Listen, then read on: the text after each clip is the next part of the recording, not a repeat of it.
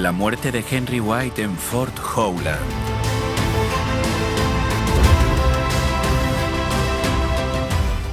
Topsham, Maine, se encuentra aproximadamente a 40 kilómetros al norte de Portland, Maine, y es el hogar de Stockbridge Howland.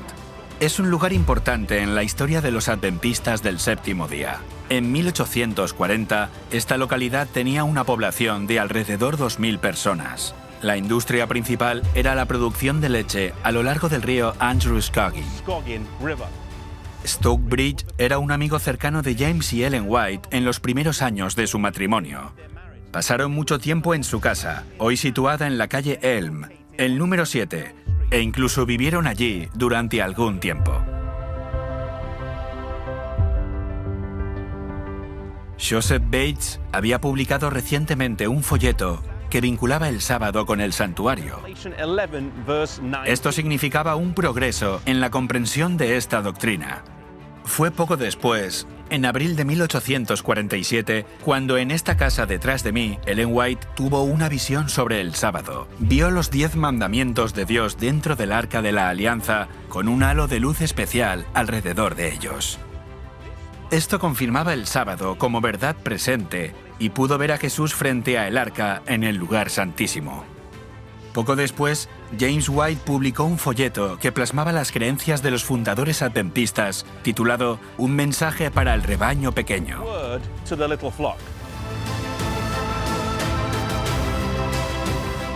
En octubre de 1847, los Howland invitaron a los White para que vivieran con ellos. Se ubicaron en el piso superior. James White tenía un trabajo en la zona llevando piedras a las vías del tren y cortando madera por 50 centavos al día. Esto cubría escasamente sus necesidades, pero aún así usó gran parte del dinero para publicar folletos y compartirlos con la gente. El sacrificio de estos primeros pioneros era extraordinario, considerando la pobreza en la que vivían.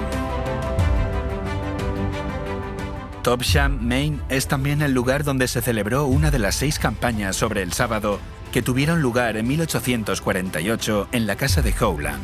Fue después de esta campaña cuando los White se dieron cuenta de que no podían viajar con Henry a todas partes, debido a su apretada agenda. Pasó los siguientes años viviendo con los Howland y no fue hasta que sus padres se mudaron a Rochester, Nueva York, que regresó con ellos. Este fue el tipo de sacrificios que tuvieron que realizar desde el principio, al estar ocupados viajando y predicando allí donde eran llamados. En el año 1863, los White regresaron a Nueva Inglaterra y pasaron un tiempo en la casa de los Howland. Era agradable regresar con estos viejos amigos con los que habían compartido tantos momentos buenos casi 20 años atrás. El trabajo, que un día comenzó aquí, había progresado mucho.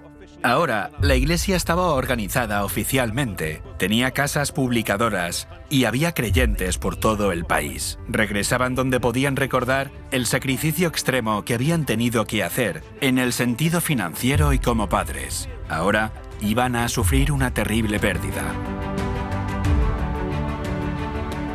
Henry, su hijo mayor, ayudaba a fabricar los carteles para enseñar las profecías, pegando las partes en un soporte de tela. Mientras hacía esto, cogió un resfriado que derivó en neumonía y murió de forma repentina. Esto causó una gran conmoción y provocó una profunda tristeza en toda la familia. Su funeral se realizó en la iglesia bautista de aquí, pero sus restos mortales se trasladaron a Battle Creek. Él decía que quería ser enterrado junto al hermano John Herbert. Así, estaría con él en la mañana de la resurrección, en caso de que sus padres estuvieran viajando. Poco después de la muerte de Henry, Ellen White publicaba este libro, Un llamado a los jóvenes, que incluye algunas de sus cartas a sus hijos.